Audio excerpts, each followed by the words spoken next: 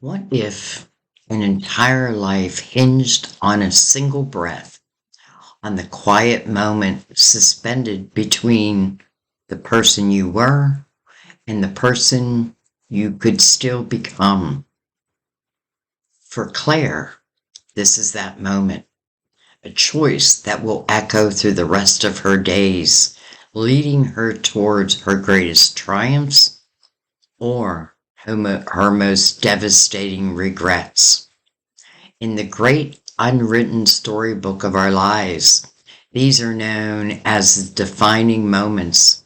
They are the crossroads, large and small. They shape the story we tell ourselves about who we are. And so the question becomes, what does Claire do when absolutely everything is on the line? Claire sits in a room washed in pale, late afternoon light. The world outside is a distant hum, a life she belongs to, but to which she feels no real connection.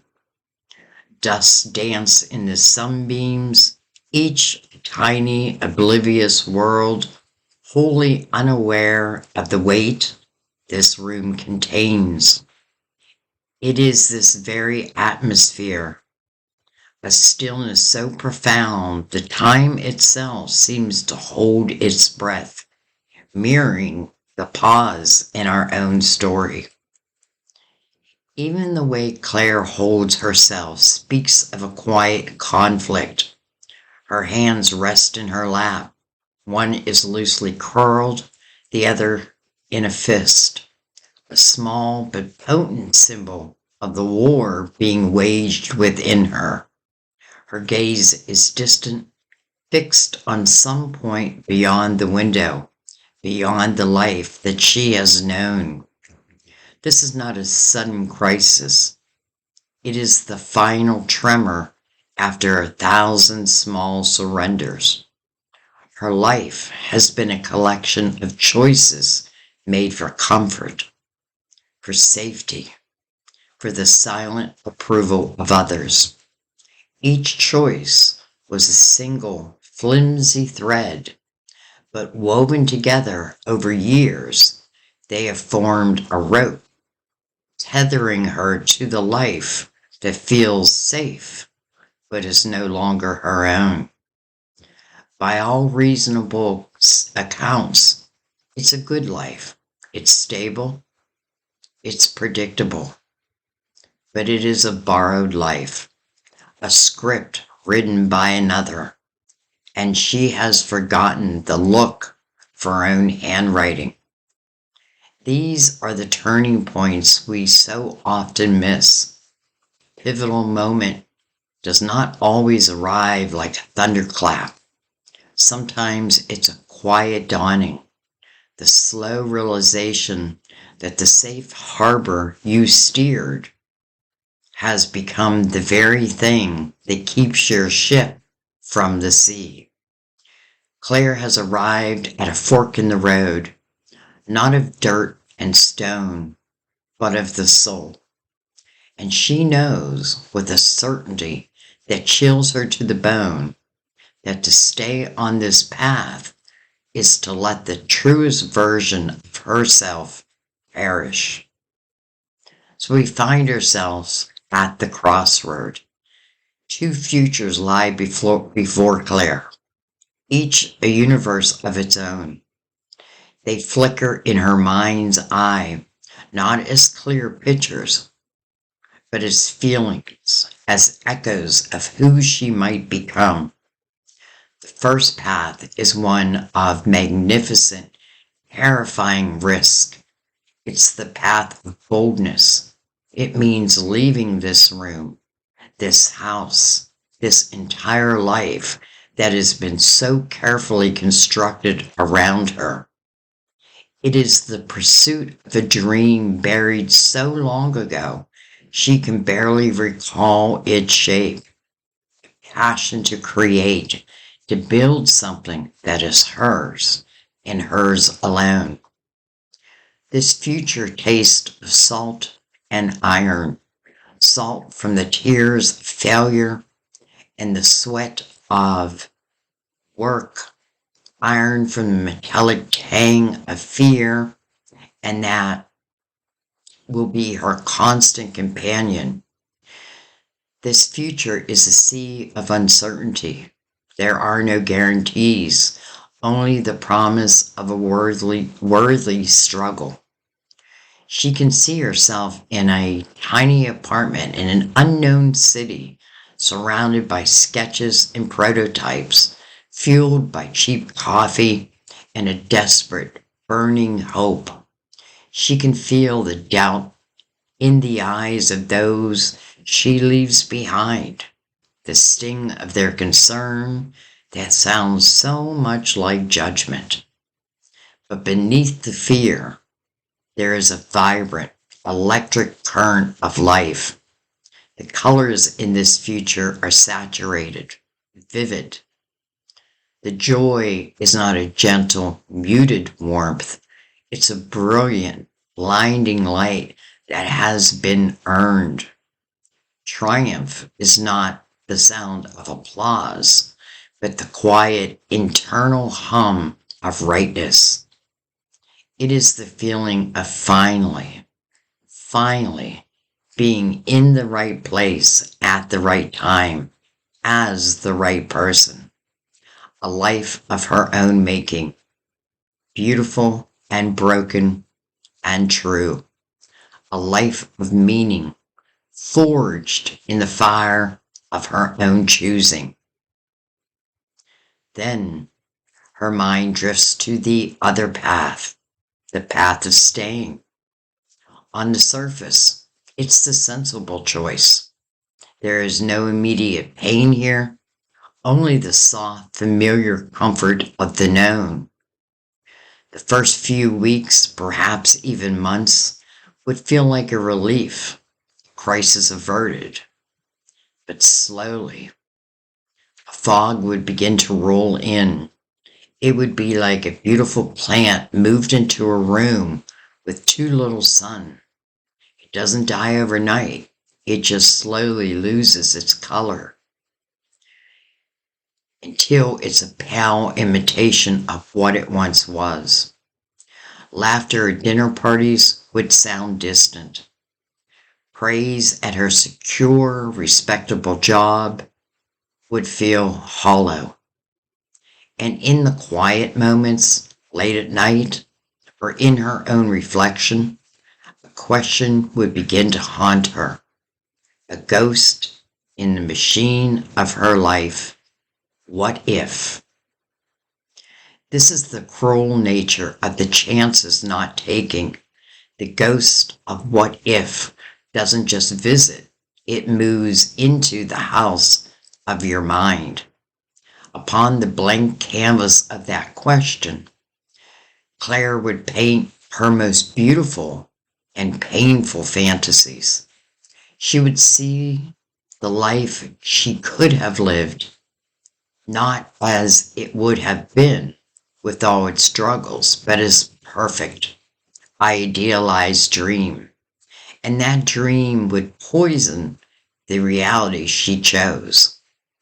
The safety she clung to would reveal itself not as a fortress, but as a prison she had built for herself.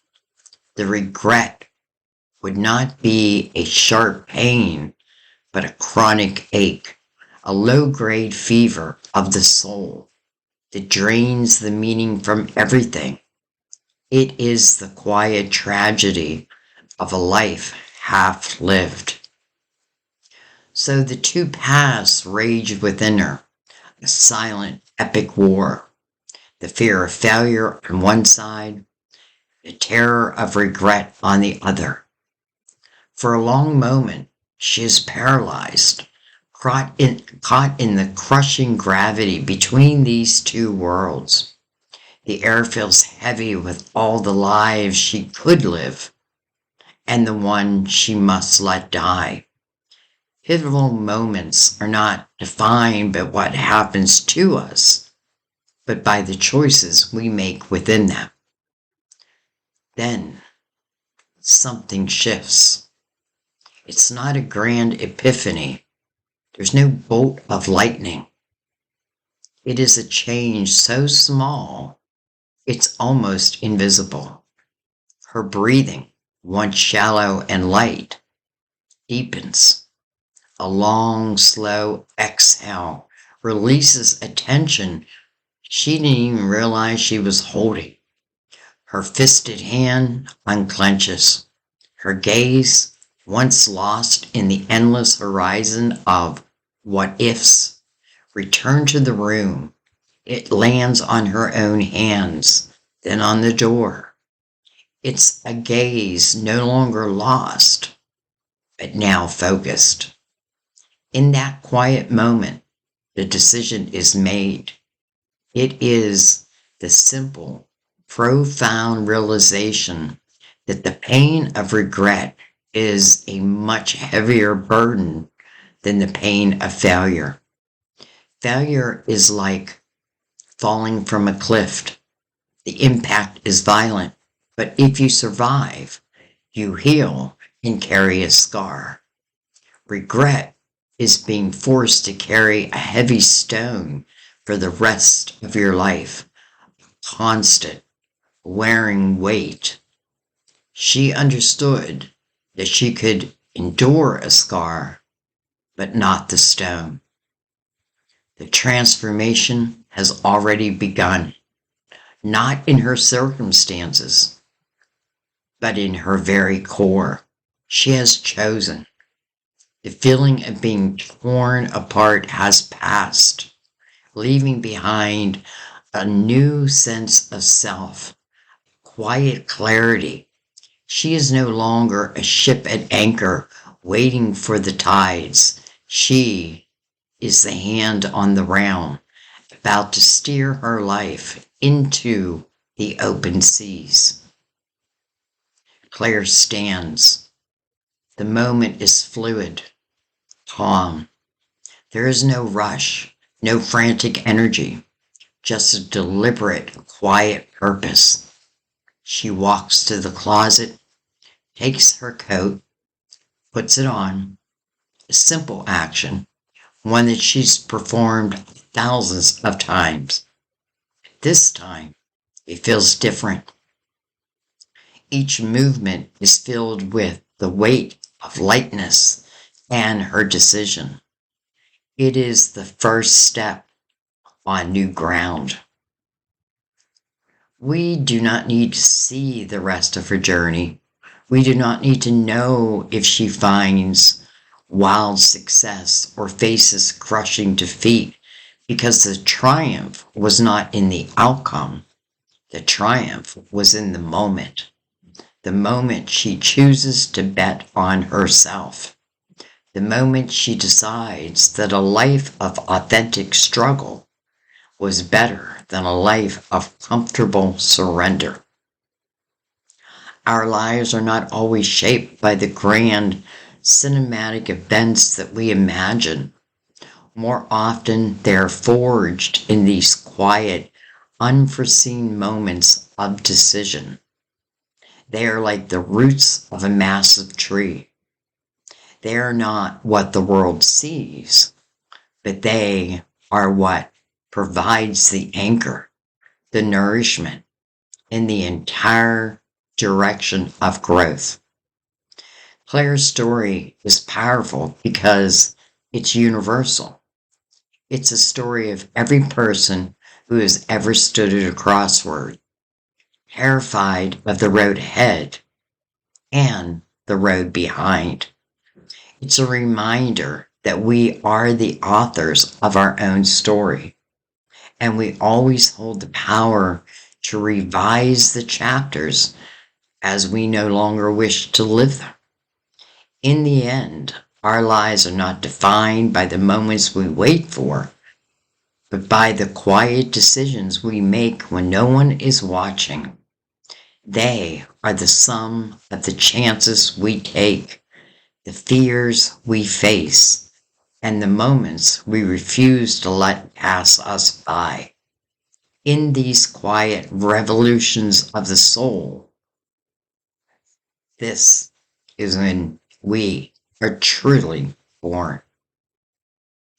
So, this is an introduction into the life of Claire, the unwritten life, and we will pick up and see what Claire does at this crossroad. It sounds like she's about to take some real action. So join me for chapter 1 and let's see where Claire is going. Thank you guys. I love you. Bye-bye. Welcome back everyone to the Unwritten Life, our story with Claire through the tarot. So what we're doing is we're actually learning the tarot through story form. So Claire, in our last episode, was standing at a crossroads. Do I stay or do I go? Do I leave this old life behind and take a chance? Something she's thought about for such a long time, but she finally made that move. So let's pick it up in her new place.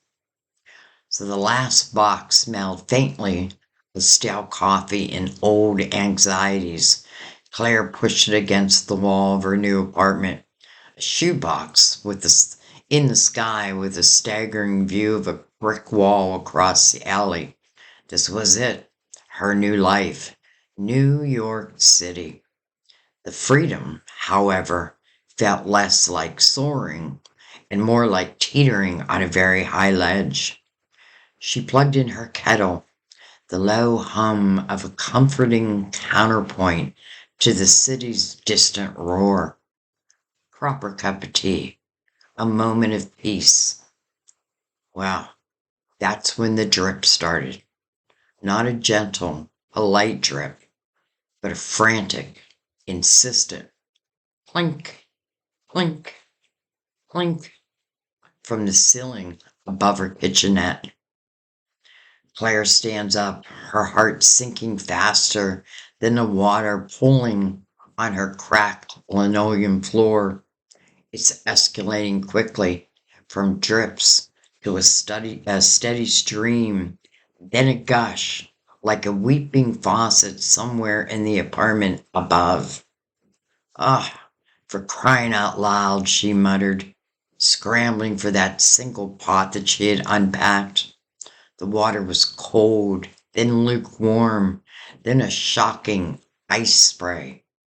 It wasn't just a pipe. It felt like the entire plumbing system of this ancient building was having a full-blown meltdown right above her head. Panic, cold and sharp, seized her. This was exactly it, wasn't it? The universe's twisted way of telling me that I made a mistake. I swapped one kind of suffocation for another, a leaky, expensive, utterly helpless kind. Just when she thought she was free, the ceiling was quite literally caving in. A loud, thumping crash from above made her jump, followed by a guttural roar. Are you kidding me? Before Claire could even process what was happening, her apartment door, which she hadn't quite locked yet, burst open. Standing there, silhouetted against the dim hallway light, was a man who looked just like he had wrestled a bear, or, in this case, burst a pipe. His dark hair was plastered to his forehead, his t-shirt soaked through, and his eyes, dark and intense, flashed with raw frustration. He was broad-shouldered, radiating an energy that felt both dangerous and oddly electric. He pointed a dripping finger at her ceiling. You're below me, right? It's the stack. I've been telling them for months. It's the tower, isn't it? He mumbled, more to himself than to her. His voice was a low growl. He didn't wait for an answer, striding right past her, already surveying the damage with the grim expertise of someone familiar with sudden disasters. He found her ancient mop and bucket without asking, already barking instructions. Get towels everywhere and call Gary now. Wow. Claire, still clutching her teacup, stared. This wasn't the welcoming committee she imagined. This was raw, immediate, and utterly overwhelming. But as she scrambled for towels, a strange thought surfaced. At least I'm not alone. For the first time since she had left her old life behind, a faint tremor of something other than fear ran through her. This man, this force of nature, had just barged into her life, bringing chaos, yes, but also a strange, undeniable presence. He was her unexpected, unwelcome, terrifying, yet utterly necessary tower. The next morning, the tower man, who introduced himself simply as Leo, was still a hurricane, but a more focused one. He was up in his apartment directly above Claire's, patching that angry hole in his bathroom ceiling when the building's actual maintenance guy, a bewildered man named Gary, muttered, "Old pipes and budget cuts." Leo, however, seemed to move with a fierce, almost artistic approach. Claire, still a little shaky, heard the clang of tolls, the sharp scent of plaster dust, and Leo's surprisingly clear instructions shouted down to Gary. When she ventured upstairs with an offering of coffee, a small, nervous peace offering, she found him sketching intently on a large pad of paper, amidst the drywall dust and tolls. "Thinking about how to reinforce this whole section," he explained without looking up. "Not just a patch, a proper fix." His hands, though grimy, moved with a surprising grace as he drew intricate diagrams. It's all about understanding the structure. Everything's connected. He wasn't just fixing a pipe. He was engineering a solution. He had an innate understanding of how things worked, how to take elements such as pipes, plaster, frustrated tenants, and bring them together into something functional. He moved with a quiet confidence, his eyes sharp, observing every detail. He talked about angles and pressures, about manifesting the right support beams as if the building itself was a giant, stubborn puzzle he was determined to solve. Later that week, Claire saw Leo again, not in the hallway this time, but through the window of a small, cluttered storefront a few blocks away. The sign above read, "Leo's Odds and Ends, Repurposed Goods and Practical Magic." Inside, he wasn't fixing a pipe, but meticulously repairing a broken antique clock. His strong fingers handling those tiny little gears.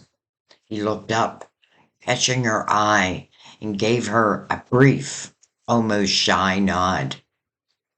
Claire found herself drawn inside. The shop was a treasure trove of reclaimed wood, vintage tools, and objects that seemed to hum with forgotten stories. Leo, wiping grease from his hands with a rag, was discussing a custom-built bookshelf with a customer, talking about joinery and balance with the same intense focus he had given the pipe. He wasn't just skilled, he was a creator, seeing potential where others saw junk, making order out of chaos. Everything has a purpose, he said, holding up a gleaming polished wrench. You just have to know how to use it. He looked at her then, his gazing pierced. What are you trying to build, Claire? Wow. The question hung in the air, unexpected and profound. Claire thought of her blank walls, her empty schedule, her desires. She suddenly realized that Leo, with his ability to mend, to create, to manifest solutions, was her unexpected magician. He didn't offer spells, but he offered something more tangible. The example of someone who took raw materials and shaped them into something new, something strong, something real. And standing in his shop, surrounded by pieces of old lives being made new again, Claire felt a surprising surge of inspiration. She wasn't just patching up old wounds. She could build something entirely different. So days blend into a week, then two. Claire started to settle, finding a rhythm that was still foreign, but less terrifying. She found a coffee shop that really had terrible coffee, but a beautiful view of this tiny park, and a laundromat that always smelled faintly of dryer sheets and despair. The city was still a roar, but she was starting to pick up individual notes. One rainy Tuesday, seeking refuge and something to read, she ducked into a small, dusty bookstore tucked behind a noisy deli and a brightly lit souvenir shop. It was the kind of place where the air itself felt old and wise, thick with the scent of paper and unspoken stories. Behind the counter, perched on a stool, was an elderly woman with silver hair pulled back in a neat bun. She wore thick, round glasses that sat low on her nose, and her eyes, magnified by the lenses, could observe everything without judgment. She was surrounded by towering stacks of books, a half-empty mug of tea, beside a worn leather-bound volume. Her name, a small tag, read, Mary. Claire browsed the narrow aisles, feeling a strange sense of calm wash over her. The constant hum of her own thoughts, the endless to-do list, the subtle anxieties of her new life, all seemed to go away in this quiet space. Mary didn't greet her or push sales, simply existing behind a counter, quiet, unwavering presence. Claire eventually found a poetry collection that caught her eye and brought it to the counter. Mary took the book, her movements slow and deliberate, her fingers tracing the worn cover. Ah, Mary murmured, I love this author. He understood the difficult love of existence. She looked up, her gaze settling on Claire's with an almost unwavering depth. Sometimes the quietest questions are the loudest. Claire found herself nodding, surprised by the sudden intimacy of the exchange. Well, I'm trying to figure a lot out right now, she admitted, her voice softer than she intended. Mary simply hummed, handing her the book. The path isn't always clear from the beginning. Sometimes you just have to walk it, and the light comes when you need it. She gestured towards the back of the store. There's a reading nook if you'd like. It's often overlooked, but it's where the best quiet can be found. Claire retreated to the nook, a small alcove hidden between a curtain of heavy tapestries. She sat and read, but mostly she simply was. The silent presence of Mary, the gentle turning of pages from the front of the store, the soft rain tapping on the window pane. It was a moment of true introspection.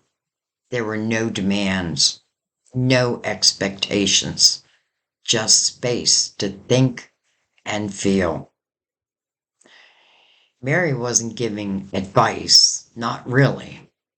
She was just being a steady, unwavering point of light in the swirling chaos of the city in Claire's own mind. Mary was Claire's hermit, quiet guide who didn't tell her where to go, but showed her how to find the truth within herself by simply holding a space for quiet, thoughtful reflection. As the rain subsided and a faint sunbeam pierced the dusty air, Claire closed her eyes, feeling a fragile yet profound sense of peace. She was still figuring things out, but for the first time, she felt she had the space and the quiet encouragement to do so. Now, let's move into the Empress and the blooming window box. The quiet moments with Mary the Hermit had given Claire a sense of grounding, subtle hum of self-trust that she really hasn't felt in years. She was still in the tiny apartment, still navigating the concrete jungle, but something inside of her was beginning to unfold. The inspiration from Leo, the magician, nudged her to act on this sense of self. One unusually warm afternoon, as Claire was sitting on her fire escape trying to read, she noticed a small, rather neglected window box on the apartment directly below her. It was filled with wilted, leggy plants clearly struggling for life amidst the city's grit. Below it, a few floors down, she could hear the faint sound of music, something classical and flowing. A few days later, while waiting for the temperamental elevator, she bumped into her downstairs neighbor. The woman was a whirlwind of soft fabrics and vibrant colors, carrying an armful of blooming flowers and a bag that smelled faintly of rich, earthly soil. Her hair, a cascade of dark waves, was adorned with a single, perfectly placed flower. She moved with an effortless grace, radiating warmth and a deep, almost maternal energy. "Oh, excuse me, darling," the woman explained, her voice rich, like the music Claire had heard. "These beauties are quite insistent on coming inside. I'm Isabella, by the way. You must be Claire from upstairs. I heard a splash the other week. Leo said you had quite the introduction to our little slice of heaven." Isabella's eyes, the color of warm honey, sparked with general amusement and an immediate disarming kindness. Claire found herself smiling, a real, unforced smile. Yes, that was quite the introduction. My name is Claire, and it's nice to meet you. Isabella, without a moment's hesitation, gestured to the overflowing flowers. These are for my window box. It's been looking so forlorn, hasn't it? A bit of life, that's what we need, even in the concrete jungle. Everything deserves to bloom. She looked at Claire then, her gaze soft but direct. And so do you, my dear. Wow. Over the next few weeks, Claire found herself drawn to Isabella's orbit. Isabella, it turned out, was a landscape designer, but not for grand estates. She specialized in transforming tiny urban spaces into lush, vibrant havens. She had an uncanny ability to make anything grow, coaxing life from barren patches of earth, talking to her plants as if they were old friends. Her apartment, which Claire eventually saw, was a riot of green and bloom, a living, breathing testament to growth and abundance. There were always fresh flowers, always the scent of rich earth, and always a pot of tea brewing. Isabella wasn't just about plants. She was also about nurturing, about creativity in its most fertile form. She encouraged Claire to think about what she wanted to cultivate in her life. What seeds are you planting, Claire? She'd ask gently as they sat in Isabel's fire escape. What beauty do you want to bring forth? She spoke of patience, of tending, of trusting the natural cycles of growth. Sometimes you just have to give things the right conditions, a little water, a little light, Isabella would say, her hands gentle as she pruned struggling vine. And then you let them unfold. Claire started with a small gift from Isabella, placing it on her windowsill. It was a tiny act, but it felt significant. Isabella, with her nurturing spirit, her love for beauty, and her deep connection to the cycles of creation and growth, was Claire's unexpected empress. She wasn't just planting flowers. She was beautifully teaching Claire how to cultivate her own barren patches, how to nurture the new life that she was starting to grow within herself. The city still roared outside, but inside Claire's apartment and within her new spirit, something was beginning to truly bloom.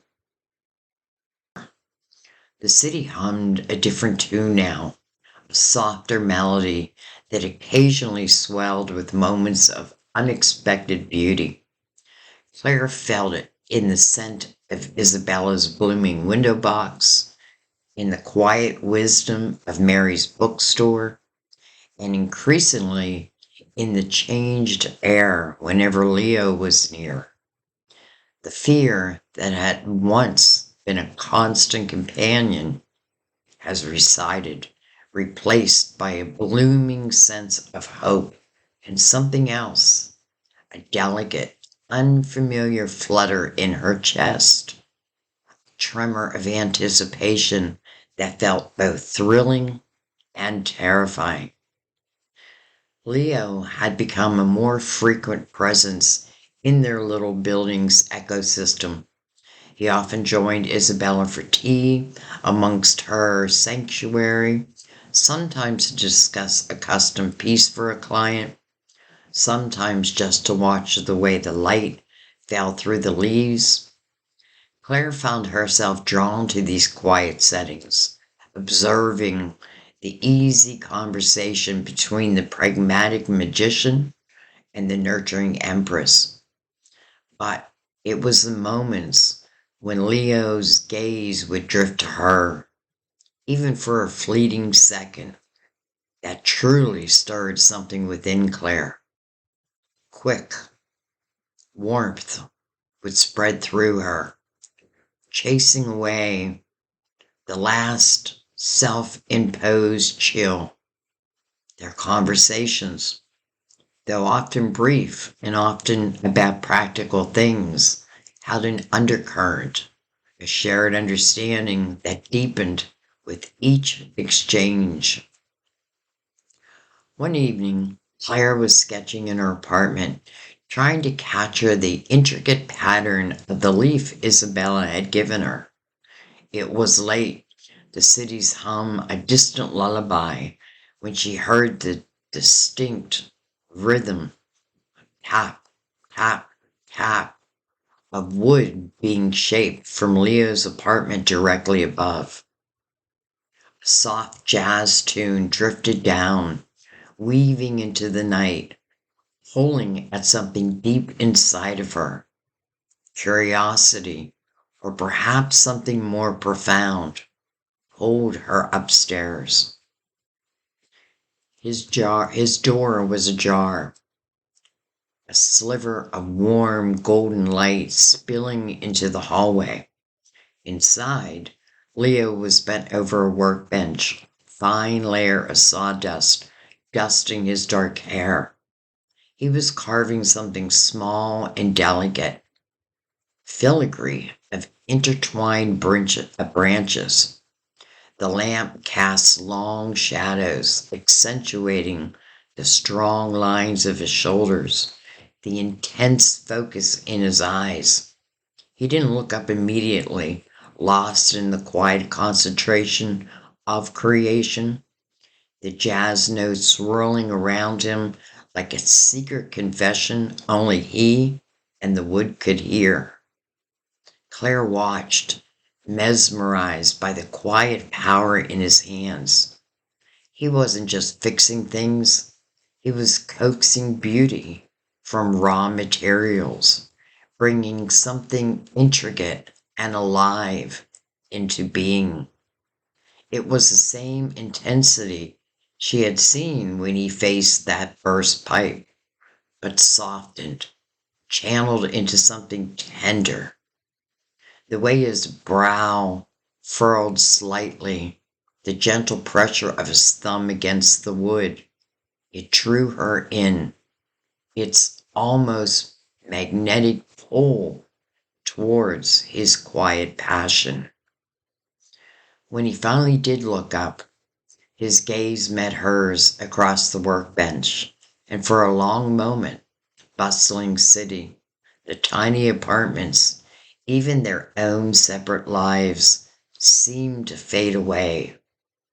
His eyes, usually so intense with purpose, held a warmth she hadn't seen before, quiet acknowledgement that was more potent than any spoken word. He didn't speak, just held her gaze, and in that shared silence, something vital shifted between them. It was a recognition, a deep, magnetic pull, like two separate melodies finding the perfect, unexpected harmony that resonated deep within Claire's core. A slow, tentative smile touched his lips, transforming his usually serious face into something unexpectedly gentle. "It's a gift for Isabella," he said, his voice a low rumble, gesturing to the carving. "For her new rose bush. Something for it to climb, something for it to grow on." He paused, his eyes still holding hers. A question, a warmth she couldn't quite decipher, burning in their depths. You look peaceful, Claire, like you're starting to grow. Wow. Claire felt a blush creep up on her neck, a delicious heat that had nothing to do with the warmth of the room. It wasn't just his words, but the way he said them, with an intimacy that felt both startling and strangely comforting. He wasn't just observing her, he was seeing her, truly seeing the delicate newness of her life, the quiet rebuilding she was doing. And more than that, she realized she was seeing him beyond that gruff exterior to the precise, passionate soul beneath. The soul that felt strangely, wonderfully familiar. He gestured to a small stool opposite his workbench, the same one he motioned to before, but this time the invitation felt different, weighted with unspoken possibility. Want to listen to some jazz? He asked, a knowing twinkle in his eye, referencing the poet she had bought from Mary, the casual invitation, the shared quiet of his space, the soft jazz, the scent of wood, and something uniquely Leo. It all wrapped around Claire, pulling her closer, a silent promise of something more. She felt a lightness, a joyous lifting that she hadn't known was possible, a dance beginning in the space between them. In that moment, sitting on that small stool, bathed in the soft glow of his workshop, surrounded by the scent of wood and the quiet hum of creation, Claire understood. This wasn't just about meeting people who embodied the tarot. This was about finding connections that mirrored her internal journey, about stepping out of the shadows into a light that felt warm and inviting, a light that felt like Leo. He was becoming her lovers, not just a spark of attraction, but the profound discovery of a deep, resonant connection, a shared frequency that promised something beautiful and utterly new. The city's symphony played on, and she realized she was no longer just an audience member, but a participant, dancing to a new and thrilling beat, a rhythm only she and Leo could hear, a quiet whisper between their hearts. This chapter, the chariot's dash and a shared horizon. So, the evenings in Leo's workshop became a quiet ritual for Claire. The scent of sawdust and the low thrum of jazz were becoming as comforting as the knowledge above. He was crafting and creating. Their conversations grew longer, stretching from quick exchanges about Isabella's plants or Mary's books to shared thoughts on art, on life in the city, on the subtle ways they've both been shaping their futures. Claire found herself confiding things to him she hadn't dared voice to anyone, not even to herself in the quiet of her own apartment. And Leo, usually so focused and direct, listened with an attentiveness that felt like a gift. He rarely offered platitudes, but his quiet nods and thoughtful glances spoke volumes to Claire. Well, on one crisp autumn Saturday, a client emergency pulled Leo away from his usual workshop routine. He needed to deliver a large, delicate custom piece, a reclaimed wood sculpture for a gallery that was opening up in the Bronx. And his usual delivery driver was unavailable. He found Claire stretching in the building's small, sunlit courtyard, a rare moment of peace amidst the city's churn. Need a co-pilot, he stated. Not asked, his gaze direct. Heading downtown. Got a tight deadline. Well, Claire hesitated for only a second.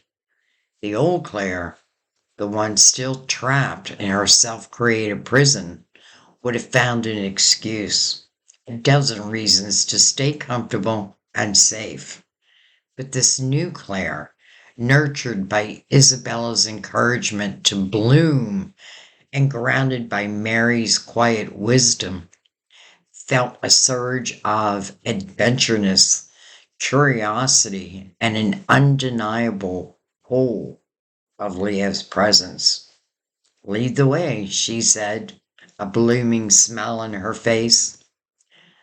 The chariot was Leo's old, beat-up panel van, surprisingly clean inside and humming with a quiet power. It wasn't sleek or new, but it felt strong, reliable, and ready for whatever the city threw at it. Leo navigated the chaotic New York streets with an almost preternatural calm, weaving through traffic, his hands steady on the wheel. Claire watched him, fascinated by his quiet confidence, his ability to move through the urban jungle with such purpose. He spoke little, but pointed out forgotten architectural details, a hidden garden, a mural that Claire never noticed before, despite living in the city for months now. They talked about their past, briefly. Claire spoke of the stagnation she felt, the slow tightening of the prison around her. Leo surprisingly revealed glimpses of his own journey, a restless nature that had pushed him from one city to another, a lifelong search for a place where his hands and his mind could truly build something lasting. Always moving forward, he murmured, his eyes on the road.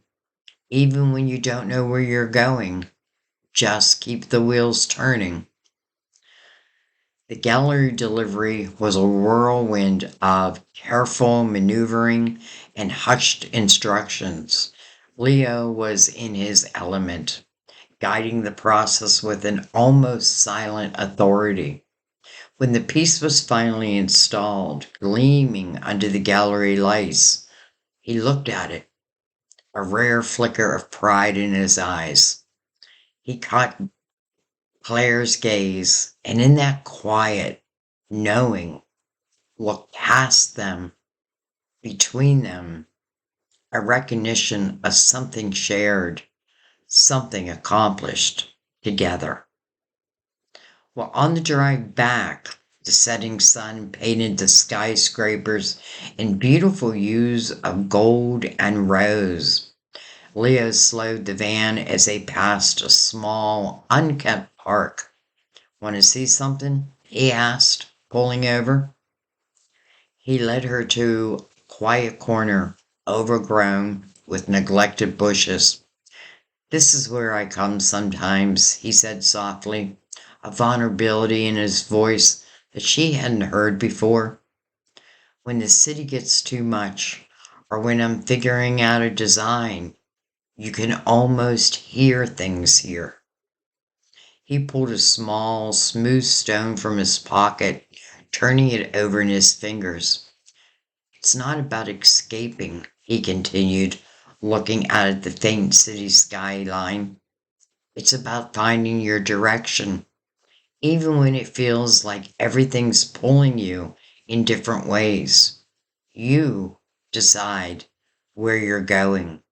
You take the reins.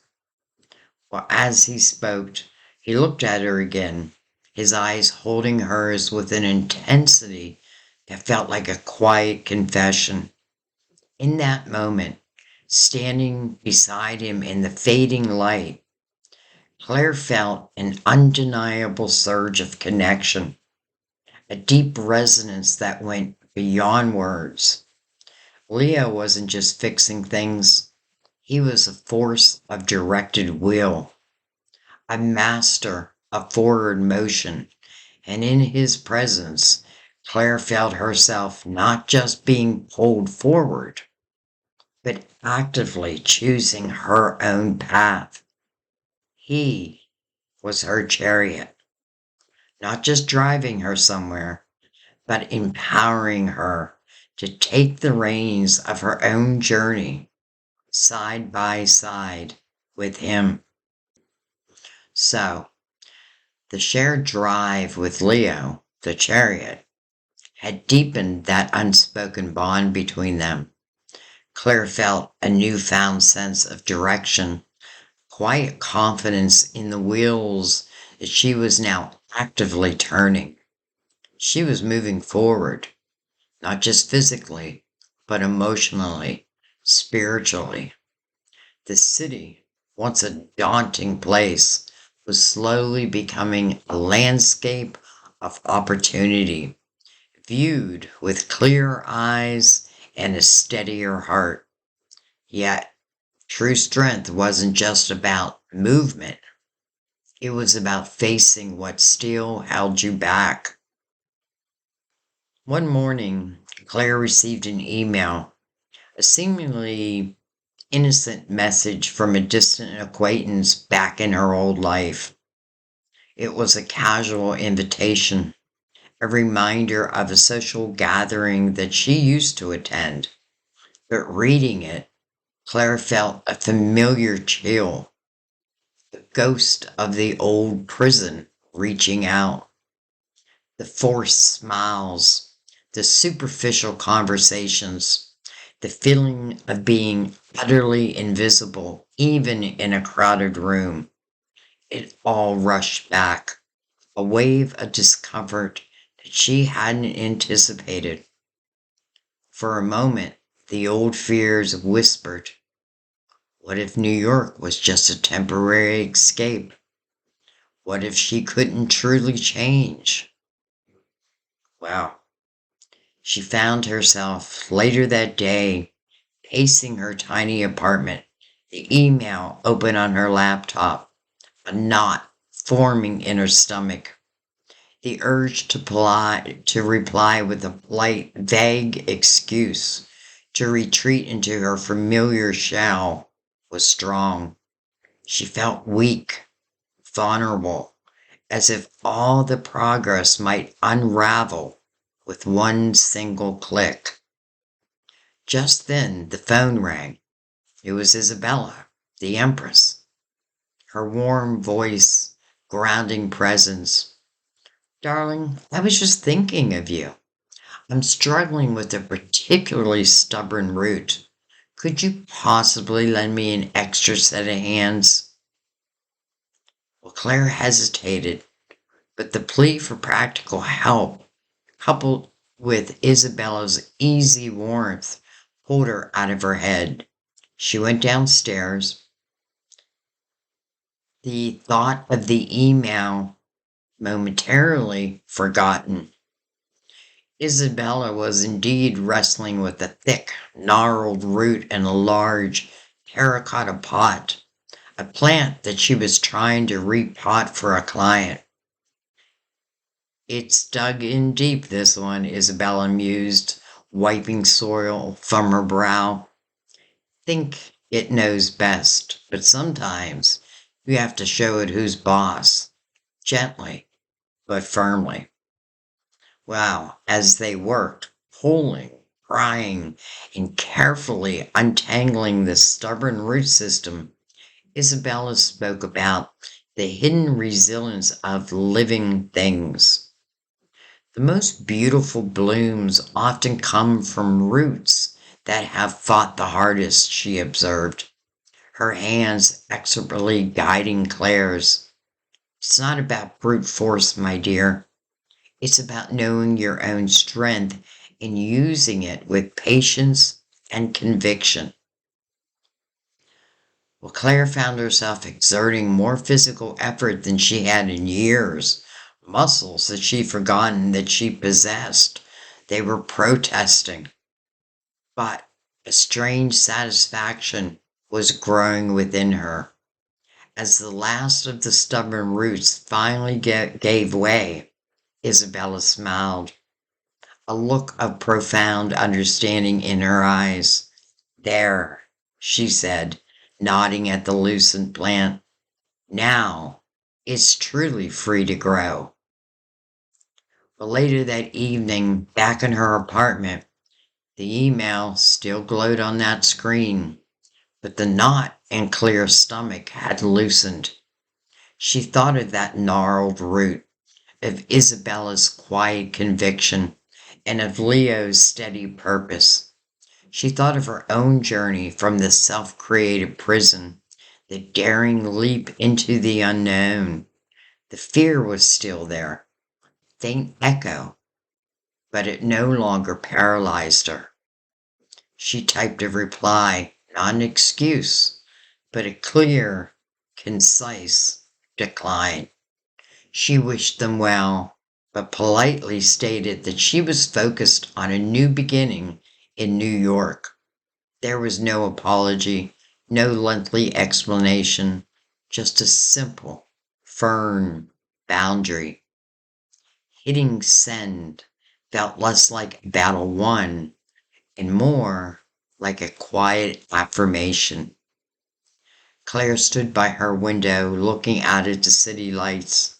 She realized that the strength Isabella spoke of wasn't just physical, but a quiet, internal fortitude.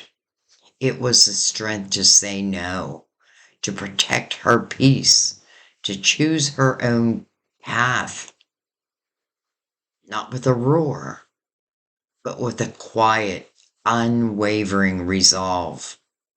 This was her strength, not a roaring lion, but the gentle, persistent hand that guided her own wild spirit, allowing her to stand tall and rooted, even amongst the concrete jungle.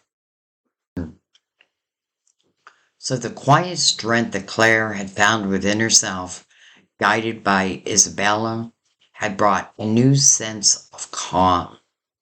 She was navigating her new life with more confidence, the lingering shadows of her past receding further with each passing day. The interactions with Leo, meanwhile, had blossomed into something beautiful and exciting. Their shared glances has become easy smiles, their quiet conversations now more open, and the unspoken connection between them felt like a vibrant, living thing. One crisp afternoon, while walking through Central Park, a sudden, heavy downpour forced Claire to seek shelter. She found a charming, small cafe. As she shook the rain from her hair, a cheerful voice chimed. Looks like the universe decided you needed a coffee break. Well, Claire looked up to see a woman with eyes that sparkled with an almost mischievous glee. She was dressed in a mix of patterns and colors that somehow perfectly suited her, and she carried a large, overflowing tote bag from which a deck of tarot cards eked out. Her energy was infectious, a whirlwind of optimism. This was undoubtedly her wheel of fortune. I'm Nova, the woman said, extending a hand, and I have a feeling this downpour is actually a stroke of luck. Happens all the time, doesn't it? One moment you're drenched, the next you're exactly where you're meant to be. Well, Claire found herself easily drawn into conversation with Nova. Nova was a free spirit, a self-proclaimed urban alchemist who seemed to find magic in the mundane. She talked about coincidence not as random events, but as the universe nudging you, about unexpected opportunities disguised as minor inconveniences. Life is a spinning wheel, Claire, Nova explained, stirring her coffee with a tiny silver spoon. Sometimes you're up, and sometimes you're down, but the wheel always turns. The trick is to ride it, not fight it. Well, Nova saw patterns everywhere, in the steam rising from their cups, in the way a taxi horn harmonized with the street musician, in the chance encounter that had brought them together. She spoke of embracing the flow, of trusting that even a downpour on the wheel was simply preparing you for an upturn. She pulled out her deck of cards, not for a formal reading, but to illustrate a point about cycles and chances. Every shuffle, every deal, it's a new possibility. And you, my dear, are ready for a very good spin. Well, later that week, a seemingly small opportunity arose at the community center where Claire had decided to volunteer. A local artist needed an assistant for a mural project, a temporary gig, but one that perfectly aligned with Claire's creative desires. The old Claire might have hesitated, bogged down by the uncertainty of it. But Nova's words echoed in her mind. The wheel always turns. This felt like a gift from the spinning wheel, a chance to fully step into a new path. She found herself talking about it with Leo one evening in his workshop. He was meticulously sanding a piece of wood, the quiet focus that had first drawn her to him, still present, but now softened. When she told him about the mural, his hands paused. He looked at her, his eyes warm with approval. That's a good spin, he said, his voice low. You deserve it, Claire. You've been putting in the work. He reached across the workbench, his fingers gently brushing hers for a fleeting moment, a spark that made her breath hitch. Sometimes, he continued, his gaze holding hers, the best things come when you least expect them, when you're just open to the turn. That touch, that quiet confirmation felt like a silent promise of everything the Wheel of Fortune represented, an exciting, unpredictable shift, a confirmation that good things were indeed coming her way. Claire felt a thrill of anticipation, not just for the mural project, but for the thrilling, unfolding journey of her new life. She was no longer just standing at the crossroads. She was riding the wheel of fortune, trusting its turns, and feeling for the first time like she was truly in sync with the rhythm of her own destiny, with Leo there right beside her. There. We're going to pick it back up in chapter 9, Justice's Balance. So the exhilaration of the mural project, a vibrant splash of color on really a previously drab city wall, mirrored the growing vibrancy in Claire's own life. Nova, The wheel of fortune had indeed turned, bringing new opportunities and a deepening connection with Leo. Their shared moments from late night talks in his workshop to the quiet comfort of his presence had woven a subtle tapestry of intimacy. She was building something real, and for the first time, it felt like her external world was finally aligning with the honest, hopeful person that she was becoming. But as joy and connection blossomed, so did a faint, persistent shadow from the past. A legal notice, thin and stark, arrived in her mailbox one Tuesday morning. It was from the estate of a distant relative that she barely knew, involving a small, unexpected inheritance, but tied to a complicated, long-standing family dispute that had festered for years. It was a tangle of old grievances and unanswered questions, demanding her involvement, forcing her to confront the imbalances that she long tried to ignore. Well, that familiar knot of anxiety tightened in her stomach. This wasn't about money. It was about justice, about righting old wrongs, and it felt overwhelmingly heavy. Claire found herself walking aimlessly, eventually seeking refuge in Mary's quiet bookstore. Mary, the hermit, was perched on her usual stool, her beautiful silver hair gleaming under the soft lamp. Sensing Claire's unease, she simply offered a hot cup of tea and a silent, knowing look. Sometimes, Mary murmured, life asks us to hold the scales, to weigh what is fair, what is true, even when the truth is uncomfortable. Mary gestured to an old leather-bound book on legal philosophy. It's not about winning or losing, my dear. It's about finding equilibrium, about recognizing where balance is needed within ourselves and in our dealings with the world.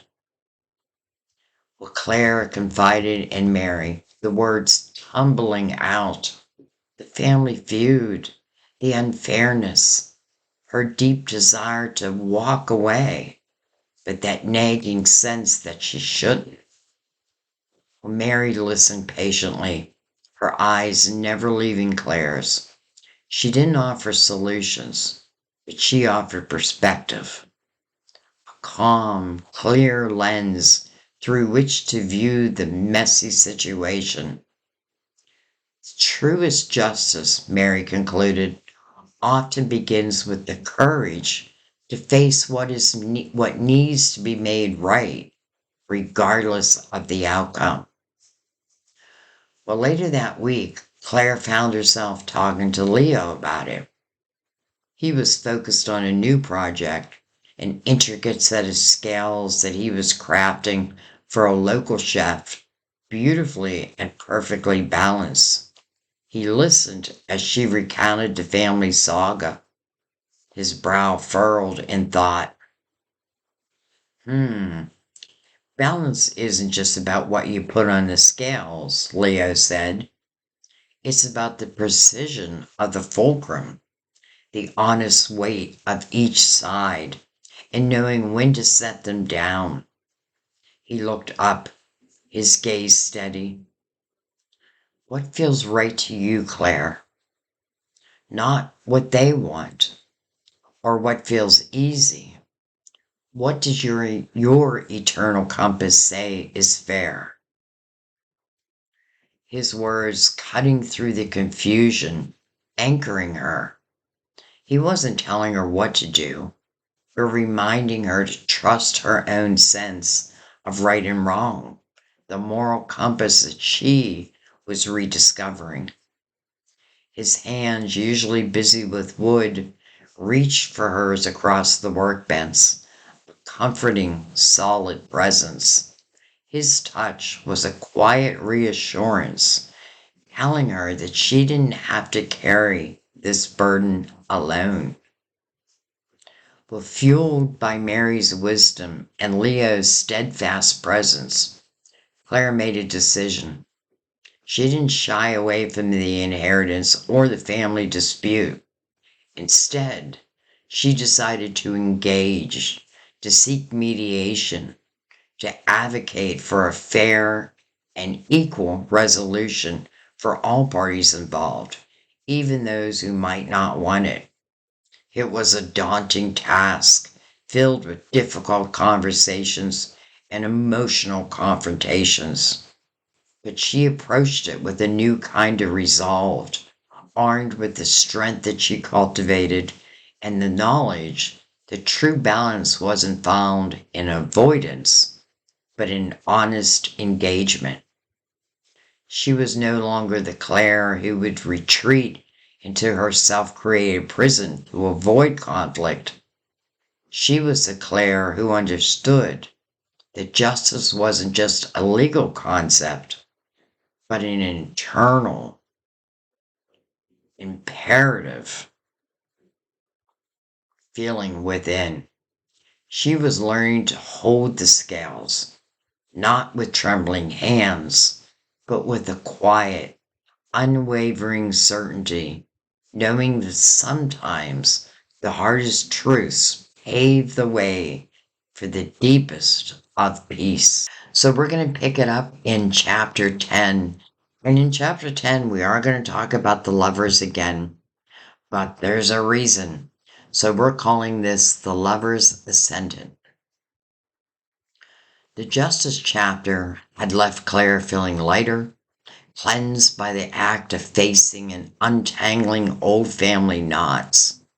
The legal dispute, though complex, was moving towards a resolution she felt that was truly fair, a testament to the internal strength that she cultivated.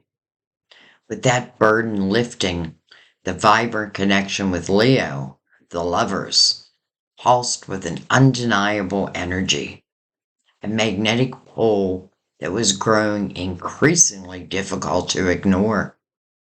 Their quiet moments became filled with an almost tangible anticipation, a sense that they were potentially on the brink of something profound.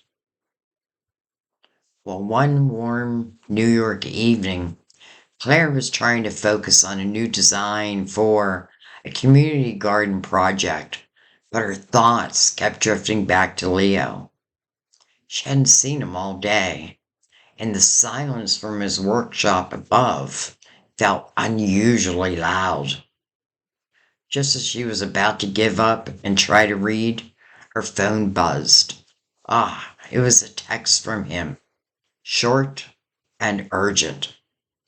Gallery. Urgent. Install. Need an extra pair of eyes. And maybe some coffee. Meet me? Was his question. A thrill, sharp and exhilarating, shot through her. This wasn't just a casual invitation. It was a summons to his world, to the intense, focused creativity that she so admired. She grabbed her coat, a jolt of pure excitement propelling her out the door. She arrived at the gallery, a sleek, minimalist space bathed in the cold glow of the display lights.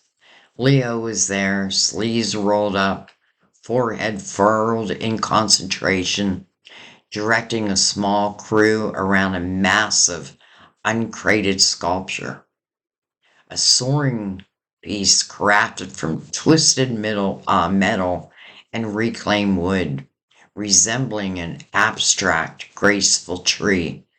It was breathtaking, a testament to his raw power and delicate precision, an extension of his very soul. Hey, he said, catching her eye. Glad you made it. The beast decided it wanted to be difficult, but Claire immediately fell into step with him. He needed her insights on angles, on light, and how the piece interacted with the space. She found herself seeing through his eyes, anticipating his needs, her own creative instincts sparkling in sync with his. There was a unique thrill in working alongside him, not as a helper, but as an equal partner in creation. The air crackled with a shared intensity, silent language passing between them as they debated the subtle hilt of a branch, the exact placement to capture the light. Hours bled into timeless haze of focused concentration. The crew eventually left, but Leo and Claire remained, tweaking, perfecting, and lost in the quiet magic of their shared endeavor. The gallery was utterly still now, the city's distant murmur a hushed backdrop. Only the soft click of Leo's tolls and their low murmurs broke the silence. At one point, as they stood there admiring the now perfectly positioned sculpture, Leo turned to her. The faint light from the display case cast his face in shadows and highlights, making his eyes appear even deeper, more vulnerable. He reached out, his hands gently tracing the curve of her jaw, his touch sending a shiver of pure electricity through her. Claire, he murmured, his voice low, unlike anything she had heard from him before. You see things. You understand. His thumb brushed her cheekbone, a feather-like caress that burned. It's like you see the blueprint of everything, even the things that I don't say. Her breath caught his confession, so raw and honest, shattered the last remaining walls around her heart. She felt herself leaning into his touch, utterly open, utterly vulnerable, utterly ready. I see you, Leo, she whispered. All of it. His eyes searched hers, a silent question passing between them. Then, with a soft sigh that seemed to hold all the longings of the city night, he leaned in, his lips, warm and hesitant at first, then firm and sure, met hers. It was a kiss that tasted of sawdust and ambition, of shared creation and long-held desires. It was a kiss that felt like a homecoming, a final, exhilarating leap into a future she was no longer afraid of. In that moment, surrounded by the quiet hum of art and the powerful beat of their own hearts, Claire knew this wasn't just a connection. It was a profound alignment. She had walked away from her self-created prison, stepped into the chariot, and faced justice. Now with Leo, her lovers, the entire universe seemed to align. They weren't just two separate individuals anymore. They were a singular, undeniable force, a sympathy of two souls, exhilarating, beautiful, and utterly romantic harmony. The true journey, she realized, has only just begun. While the kiss in the gallery, under the quiet gaze of Leo's magnificent sculpture, felt less like an explosion and more like a profound settling. It wasn't a chaotic rush, but a deep, resonant that vibrated through Claire, anchoring her in a way that she hadn't even known was possible. With Leo, her lovers, everything felt clearer, brighter, yet also remarkably calm. Their connection, born of shared purpose and quiet understanding, now had a whole new layer of tender intimacy. But new beginnings, even beautiful ones, require a steady hand. The exhilaration of their romance and the success of the mural projects brought with it a different kind of challenge, the art of balancing. Claire found herself pulled in multiple directions. The ongoing, yet less stressful family dispute, the demands of her creative projects, her new friendships with Isabella and Mary, and the undeniable magnetic pull of Leo. It would have been easy to throw herself entirely into one thing, especially the intoxicating presence of Leo. But a quiet wisdom was starting to guide her. Leo seemed to understand instinctively their need for harmony. He was a man of intense focus, capable of pouring himself entirely into a project.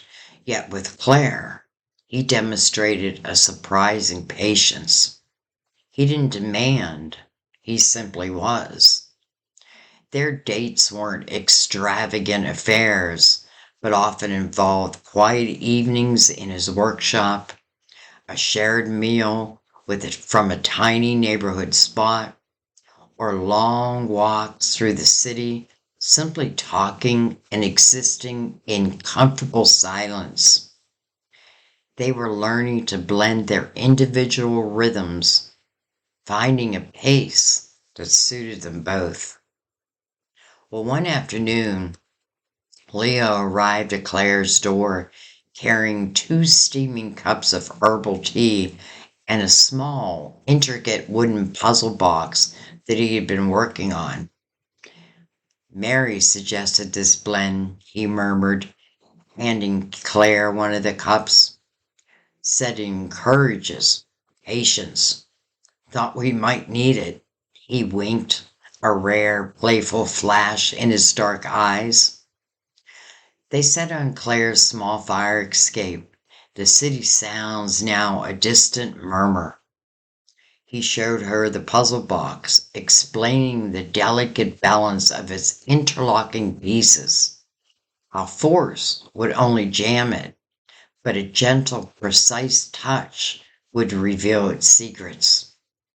It's all about temperance, he explained, his fingers demonstrating the subtle shifts, blending the elements, not overpowering anyone. Finding the perfect flow, Leo continued. As they worked on the puzzle together, their hands occasionally brushing each other, Claire reflected on how their relationship was unfolding. It wasn't a sudden, overwhelming fire, but a steady, warm glow. Leo wasn't trying to fill every void in her life, nor was she trying to lose herself in his. Instead, they were learning to pour themselves into each other, carefully, deliberately, blending their distinct spirits without losing their individual essences. He brought a grounded purpose, a powerful drive to manifest. She brought a blooming artistic sensibility, a deeper emotional landscape that he seemed to intuit and embrace. They talked about the future, not in grand, sweeping declarations, but in small, shared visions. A weekend trip out of the city, a collaborative art project, the simple joy of continued presence. There was an unspoken understanding that their connection was a delicate, precious thing, requiring care and respect. It was about finding the right measure, the perfect balance. But later, as Claire finally solved the puzzle box with a soft click, revealing a hidden compartment, he looked at Claire, his gaze deep and full of quiet understanding. See, he said, his voice soft. Patience, persistence, and the right mix. It opens up everything. He took her hand, his thumb gently stroking her knuckles. Like us, finding our flow. Oh. Claire leaned her head on his shoulder, feeling utterly at peace. Her journey from the self-created prison had led her not only to a chaotic freedom, but to a profound sense of harmony. With Leo, her lovers, she was learning the quiet, powerful art of temperance, the beauty, steadily poor, that blended these two lives into something richer, more vibrant, and perfectly balanced. So the harmony that Claire found with Leo, built on a steady principle of temperance, was a profound comfort. Her new life, once a daunting black canvas, was now vibrant with color and purpose. The old self-created prison felt like a distant echo, almost entirely silenced. Yet, even in the brightest light, shadows can linger, and sometimes the chains aren't completely broken until you face the very last one. Well, Claire had been thriving, taking on more responsibilities with the community garden project, her artistic talents blooming under the city's inspiration, her connection with Leo deepening daily, a quiet understanding passing between them that felt more solid than any words. He was her anchor, her fellow creator, and her quiet confidant. But then a subtle shift began. It wasn't a dramatic effect, but a creeping sense of unease, a familiar shadow that started to fall over her newfound joy. It began with subtle things, a twinge of resentment when her project collaborators made a decision without her input. Flash of defensiveness when Leo gently questioned one of her ideas. An uncharacteristic surge of possessiveness over her blooming friendships. These feelings felt old, echoing the very insecurities that had built her prison in the first place. The fear of not being enough, the need for control, the subtle ways that she allowed external validation to dictate her worth.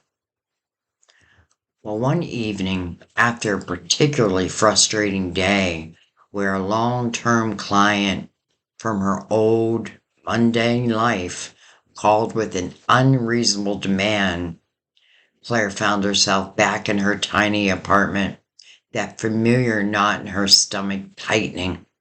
She felt a surge of cold fury, desire to lash out, to control the narrative, to retreat.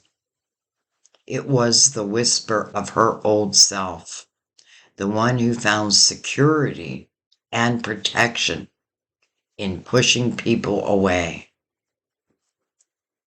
But later, Leo found her in her apartment, not sketching, but staring blankly at her phone, the contact name of an old client glowing accusingly on the screen. He sat beside her on the small sofa, not asking, just being there. He reached for her hand, his thumb gently stroking her knuckles.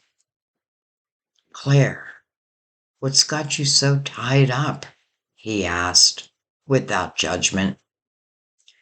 Claire sighed, the words tumbling out, laced with a bitterness that she hated hearing in her own voice.